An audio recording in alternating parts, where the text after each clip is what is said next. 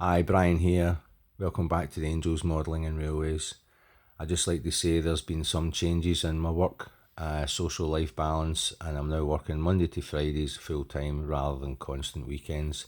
So those changes will obviously affect the build and what happens in the layout. But you can see from a space of 4 months, taking it from the basic baseboard to applying all forms of scenery.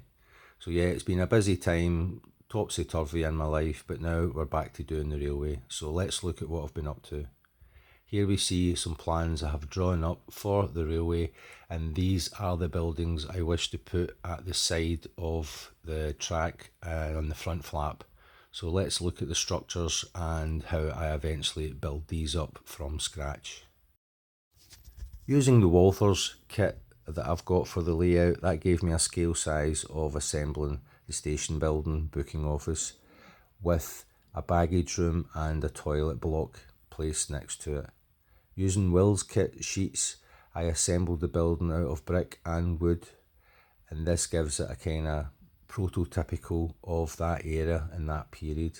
But also done the same with the station platform, made that from scratch using scale lumber, and so it's easy accessible for passengers to get off and on the trains when they get there.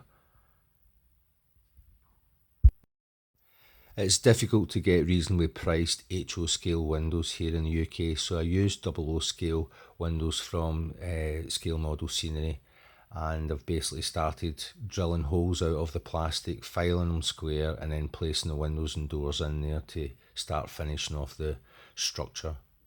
I also painted them up, including the Walthers building and this rotary snowblower I got from an antique shop that I re-glued together, rebuilt and sprayed it all black. I think you'll agree it looks quite cool in that colour.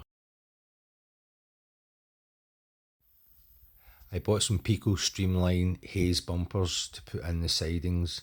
These come in a kind of rich red colour, so I decided to spray them up and make them look a little bit more prototypical. Now back to the scratch build.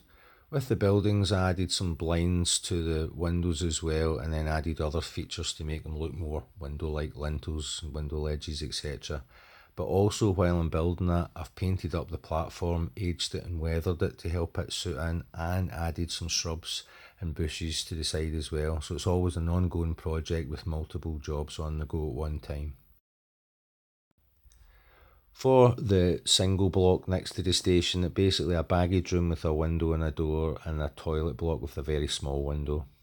Painting up the brickwork using various tones to make it look a little bit more realistic. Added tar paper to the roof using sheets of paper, painting it black and grey.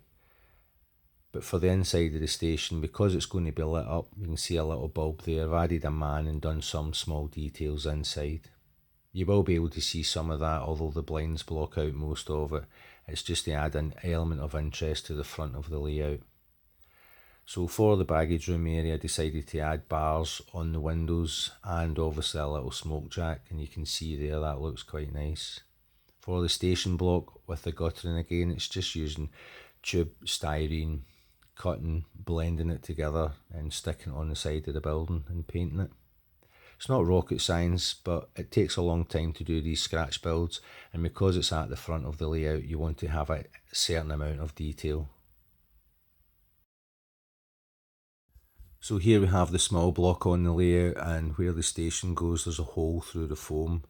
That's because of the light wired into the station building that is now in place.